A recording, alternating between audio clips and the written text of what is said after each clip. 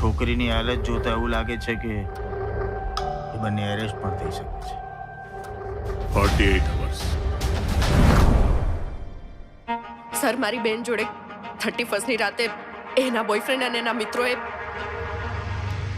Upcoming Gujarati movie 31નું trailer release થઈ ગયું છે. આપણા વિડીયોના ડિસ્ક્રિપ્શનમાં જઈને તમે ઓફિશિયલ ટ્રેલરનું લિંક જોઈ શકો છો.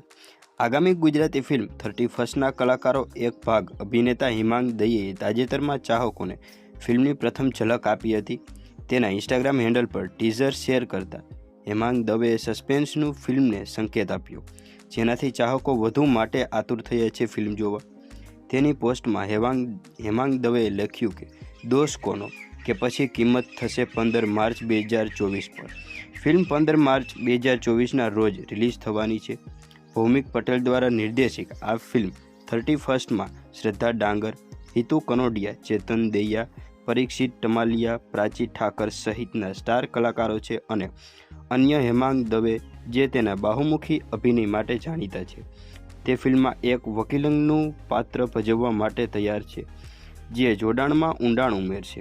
સાચી ઘટનાઓ પર આધારિત આ મૂવી 15 માર્ચ રિલીઝ થવાની છે. ફિલ્મની સ્ટોરીની વાત કરીએ તો ફિલ્મની સ્ટોરી વધારે કંઈ અલગ તો નથી, પણ જે લોકોને મર્ડર મિસ્ટ્રી ફિલ્મ જોવાના શોખ હોય તે આ ફિલ્મને જરૂર જોઈ શકે છે. ફિલ્મની સ્ટોરીની વાત કરીએ તો આ ફિલ્મની સ્ટોરી એક મર્ડર કેસને સોલ્વ કરવાની આસપાસ ફરે છે.